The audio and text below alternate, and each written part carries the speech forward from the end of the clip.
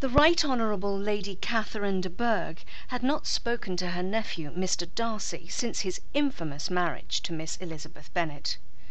She made her views on the match perfectly clear, even going so far as to visit the home of Miss Bennet herself. She was so irritated upon hearing rumours that he would marry Miss Bennet, that she immediately left Kent and travelled the 50 miles to Hertfordshire, stopping only briefly at Bromley to change her horses, as she usually did. Upon her arrival at Longbourn, the Bennets' estate, Lady Catherine was shown into the drawing-room. It was a most inconvenient room, she remembered, with the windows facing full west. She received no courtesy which was due her owing to her station. They were neither polite, nor were they rude to her. They merely stared at her.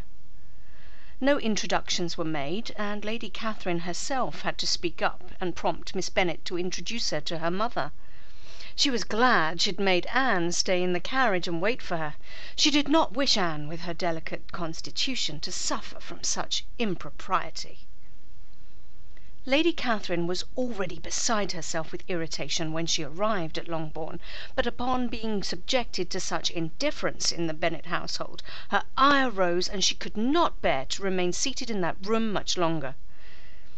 She remembered seeing a prettyish sort of wilderness on one side of the Bennet garden. She stood and insisted that Miss Bennet accompany her there.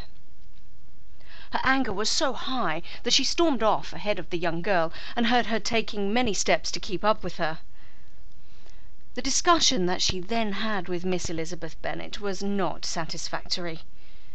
She remembered Elizabeth's curt replies like a knife in the heart. Lady Catherine spelt out quite plainly why the marriage could not and should not take place. She expressly also asked Miss Bennet not to enter into an engagement with her nephew. Miss Bennet would not satisfy Lady Catherine as to her intentions as to Mr. Darcy at all.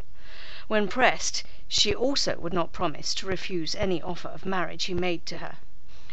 "And will you promise never to enter into such an engagement?" "I will make no promise of the kind," was the answer she received. This incensed Lady Catherine even further, who then realised the futility of such an interview with the young lady.